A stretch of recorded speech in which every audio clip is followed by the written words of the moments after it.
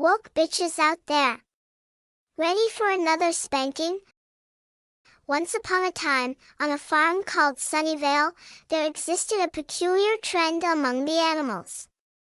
It all began when a young lamb named Bernie started feeling a bit down and insecure about his woolly appearance. Seeking solace and understanding, he confided in a group of horses who proclaimed themselves as experts in animal psychology. The self-proclaimed experts, the horses, had an unusual way of interpreting the young animal's insecurities. They believed that every minor emotional hiccup was a sign of a mysterious ailment they called tender dysphoria. It didn't matter if it was a duckling fretting over its feathers or a piglet worrying about its plumpness. The horses would always diagnose it as tender dysphoria. Word spread quickly through the farm, and soon all the animals believed that tender dysphoria was a legitimate condition. The horses gained popularity and became the go-to authority figures on emotional matters. Whenever an animal felt even the slightest bit down or insecure, the horses would swoop in, confidently declaring, it's tender dysphoria. The farm's owner, Farmer Frank, was a prominent politician who prided himself on being progressive and inclusive. When he heard about the horses' claims, he saw an opportunity to showcase his support for social causes. He declared that all animals experiencing tender dysphoria would be granted special rights to compelled speech. The horses explained that when dealing with this condition, the animals should choose something to identify as and give it a pronoun. So, the animals started picking out unique identities for themselves. The chickens insisted on being called cluck self and cock self. The cows preferred to be referred to as moo-moo and milker self. The trend caught on, and animals all around the farm began adopting peculiar pronouns and identities, believing it would alleviate their tender dysphoria.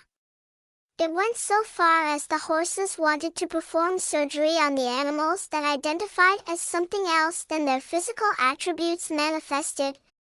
Meanwhile, a renowned expert in animal behavior, Dr. Barnabas, learned about the bizarre situation at Sunnyvale Farm. Outraged by the false claims made by the horses, he decided to pay them a visit and set things straight.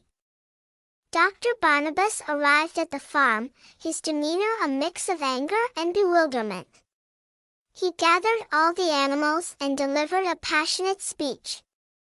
He explained that feeling occasional bouts of depression and sometimes even deep insecurity was perfectly normal for any living creature at younger years.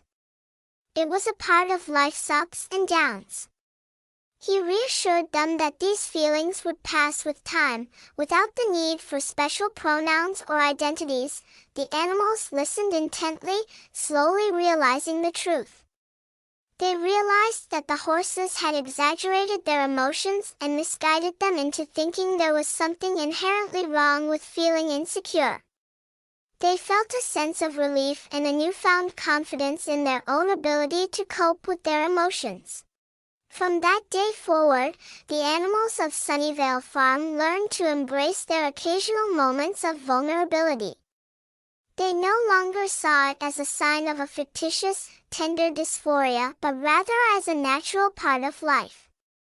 And as the farm flourished with laughter and contentment, the horses quietly retreated, realizing their misinterpretations had caused unnecessary confusion and chaos. One of the horses who thought he was a surgeon put his knife down, feeling terrible and full of regret. Oh, he cried, I almost performed tender affirming surgery. I just a crazy horse, he cried. Please, like and subscribe and share. If you're a woke bitch, grow the hell up.